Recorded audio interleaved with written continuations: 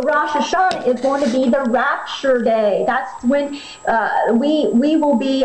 So Rosh Hashanah is going to be the rapture day. That's when we will be caught up together with Him in the clouds to meet Him in the air, and we will be changed from this flesh into we will get new bodies.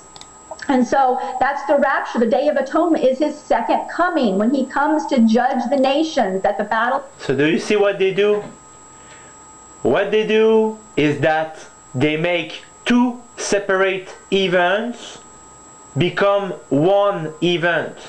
There is the rapture and there is the second coming of Jesus. Instead of saying that one is before the tribulation starts and the other is at the end, separated by 7 years, they make it one single event. So when it happens, you think that you are past the tribulation, but in reality, you enter it. Of Armageddon. And then the Feast of Tabernacles then is going to be the millennial reign, when He comes to set up His kingdom, and all of Israel will. And after you believe that you are with the 1,000 years millennium reign of Jesus, but actually you're going to be with the Antichrist. Be saved. So brothers and sisters, I'm praying on this currently right now as we speak, because please show me these things. And slowly He is showing me, He's opening my eyes to things I never thought that I would ever bend or break from what I've grown up to believe. And so I'm currently praying on, this rapture, there's so many arguments of pre-trib, mid-trib, post-trib, but I'm seeing that we are Israel, and that He's coming back for a bride that is pure and spotless, a tamim bride that is mature, complete. Okay, so she's saying that we are saved by obeying the law, and Jesus is coming for a spotless bride. Spotless bride. We are going to become perfect when we are out of our flesh. When we are in our flesh, we cannot be made perfect. But we're going to become perfect when we are taken out of our flesh. She's saying that we can be perfect in our flesh. Jesus says that we must not glory in our flesh. We become a spotless bride when we are out of our flesh, not while we are in our flesh. Set apart, undefiled, those that are keeping His laws, His statutes, His appointed meetings, and His Sabbaths. And right now we have a church that's calling themselves their bride, and they're tainted by the world. They're saying the laws, His covenant's been done away with. They've went off and they've committed adultery with other gods and put other gods before them. Now that doesn't always mean you bow to an image, but what it means is anything can become a god, anything you place before Him, because He says, seek my kingdom first, and everything else will be added unto you. So until we get back to His laws and it's going to take tribulation to purify the bride in order to make His bride ready to come back into covenant with them. So, I've always taught that, the tribulation's for the Jews and it's for Israel. Yes, that is true. It is. It is for Judah. So this is not true. It's not for Judah. Judah betrayed Jesus right before the crucifixion. It's not for Judah. The tribulation, she's saying that it's for Judah. The tribulation, the great tribulation, is for the Tomo, people who need to see to believe.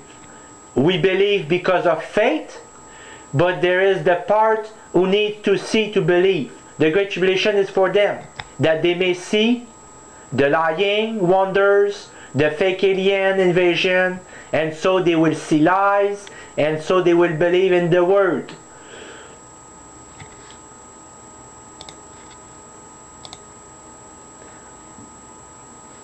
The alien deception, and also the hybrid. The hybrid deception, the alien, hybrid, we are all hybrid deception. tell me about the Vatican Conference of a gathering of scientists to discuss extraterrestrial activity. Certainly. In 2009, the Vatican sponsored an astrobiology conference. And that means? That is the study of life in space. This is the same Sidroth. Sidroth is the same I showed you earlier. Sidroth is a deceiver, a son of Satan, and he's inviting people on his show to bring deception. Now, what makes that interesting is that we don't really know of any life in space, yet our universities have, programs where you can study this. They have the top secular scientists. You saw? He made the pyramid and sign. He made the pyramids and sign too. In the world, you can study this. They have the top secular scientists in the world. And that means? That is the study of life in space. Now, what makes that interesting is that we don't really know of any life in space, yet our universities have, programs where you can study that. Do you see the pyramid and sign he's making? It's all sons of Satan. They had the top secular scientists in the world come to Rome for this conference in 2009. We're talking about, atheists, secular scientists, and the sort of topics that they're covering, things like shadow life, exoplanets. What's an exoplanet? An exoplanet is a planet that's outside of our solar system. Okay. They want people to believe that aliens from other civilizations came here and engineered us. That's what they want us to believe. They want you to believe that it's not Jesus who took you from the ground of the earth and made you. They want you to believe that it's aliens from other civilizations who made you. So you have the top scientists in the world gathering in Rome for the Pontifical Academy of Sciences. It's an audience for the Pope to study life in space. Speaking of studying life in space, how about life on Earth? Tom, tell me about the hybrid humans. This is hybrid human. The lie. Hybrid human. One of the things that I didn't even expect would arrive in our study, there is academics who actually believe that there is a hybridity program that is going on right now. And this took me on a kind of a long journey that brought me back to one question, Sid, and that is why in ancient days when the giants, the first original hybrid humans, right, when they were created by fallen angels. Do you see? That was a lie. That was a lie. What he said is that the giant, he said that it's the hybrid human. The giants, they are not the hybrid human. They are exclusively from the sons of Satan, the bad seed, with fallen angels.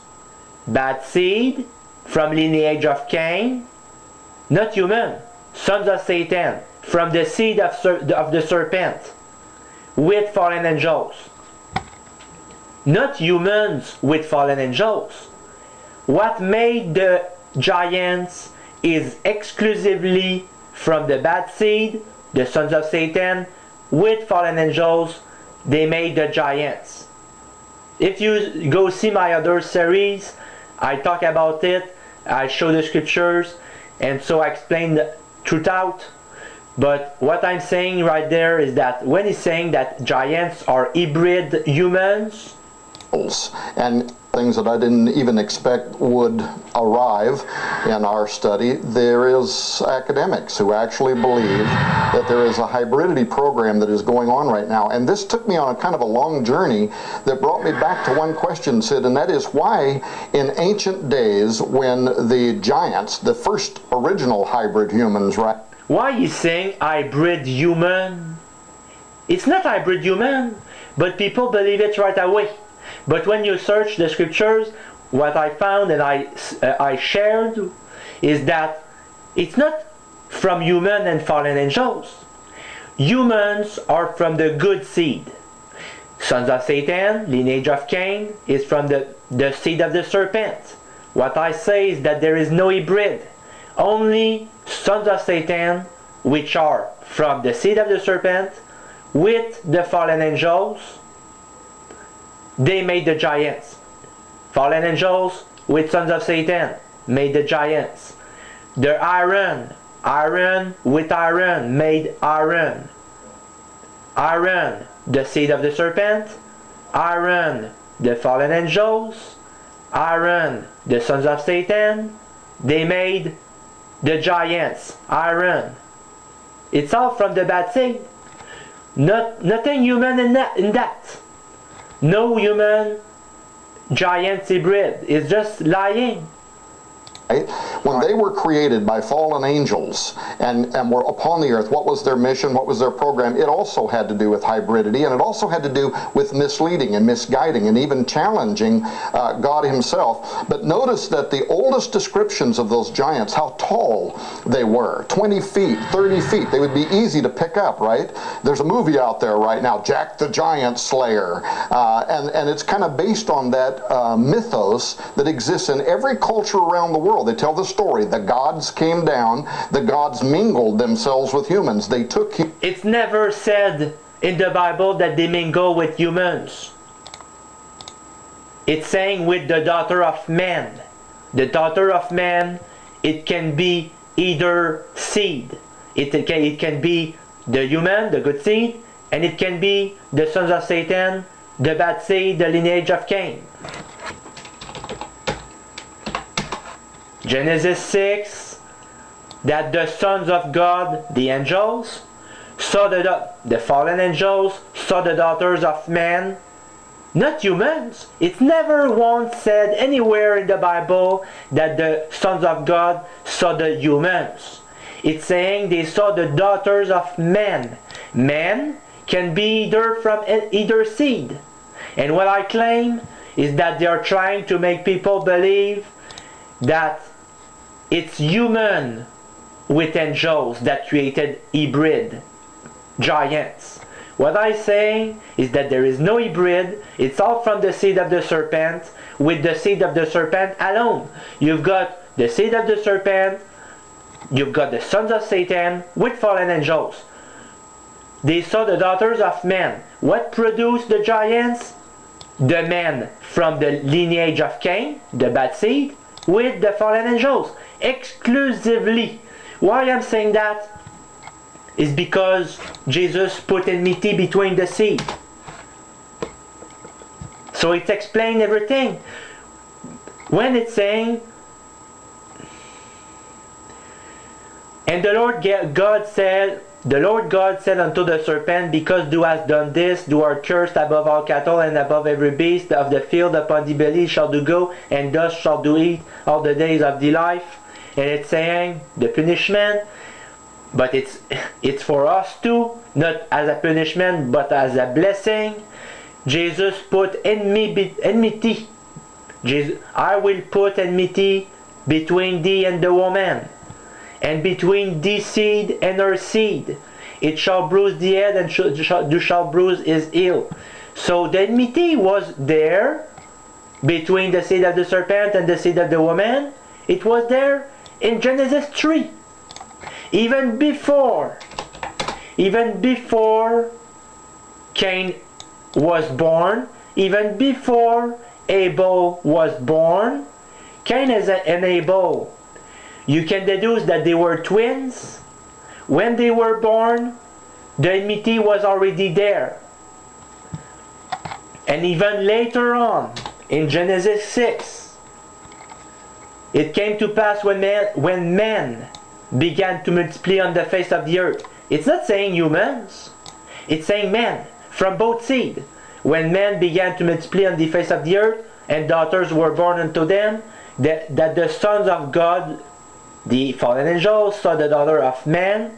I say that it's exclusively the sons of Satan.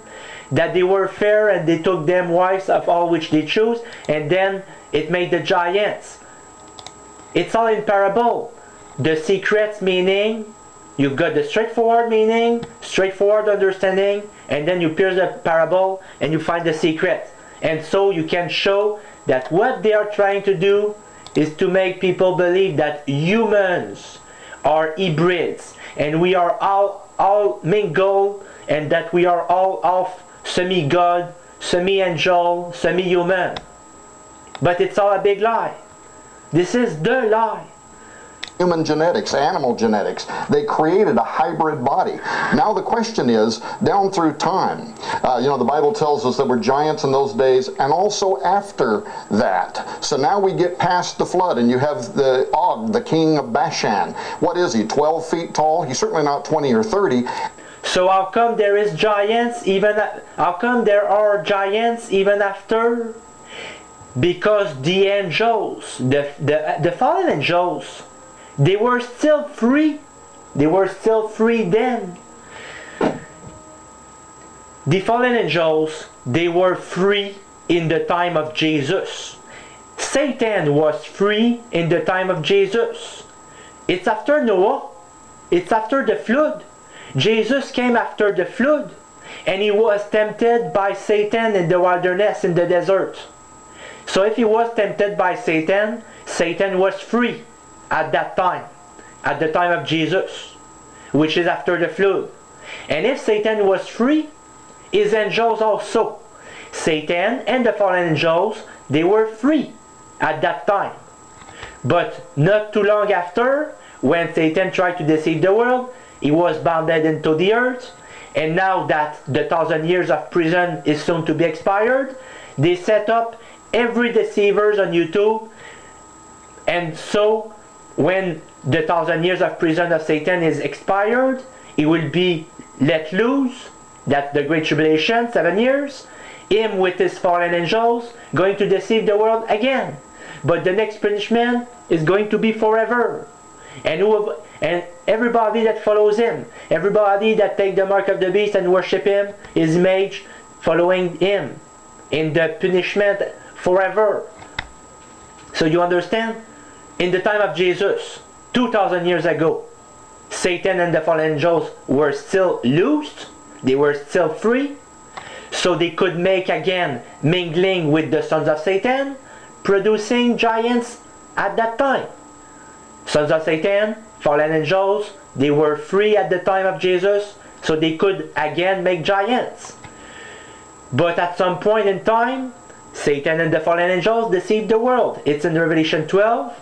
My interpretation is that it's a past deception and there will be an upcoming deception. What was the punishment for the past deception? 1,000 year prison in hell. When it's expired, he's going to deceive the world again by the means of aliens, fake alien invasion. And then for that crime again, the punishment is going to be far worse. It's going to be forever damnation in the fire lake with torment, with